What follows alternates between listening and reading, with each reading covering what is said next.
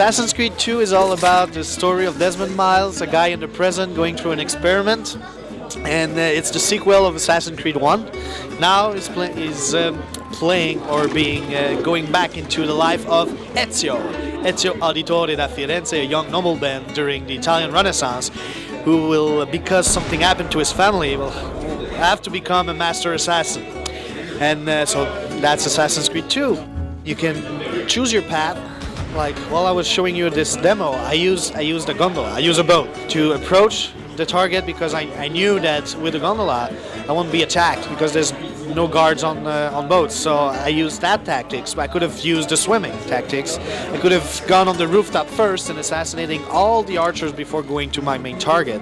I could have gone the ground level using my ingredients with the crowd, blending in, using the thieves, courtesans, or mercenaries, my helpers, my friends. So again, this idea of freedom is still in AC2 just like it was in the first game, but sometimes we ask players to use specific skills, and something that we actually didn't do a lot in the first game. Yeah, this is something also we're showing here, the fact that you can dye your clothes, you can change the color of the main character just for customization reason, but something you can also use in the game is the fact that you can buy some armors.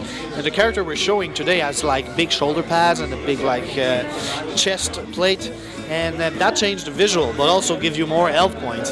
And so that's another example of the customization factor that we have in AC2. AC1 is AC1. It was done, you know, and it is what it is. For sure, we had a lot of ideas that we couldn't put in the first game. AC2 is pretty close to what we wanted to do at first.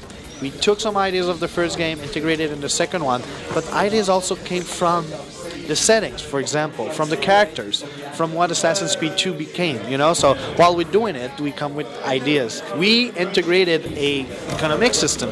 We needed something like consumable. We say, oh, those helpers could be the one that you could hire and use the money that you have. And AC2 is pretty close to the first vision of what an Assassin's Creed game has to be.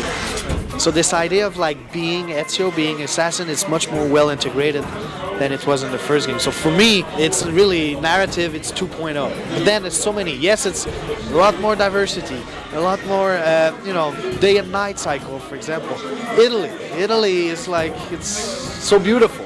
It's this idea of having to recognize the landmarks much more than in the first game. Assassin's Creed 2 is coming November 17th. It's on PS3 and Xbox 360.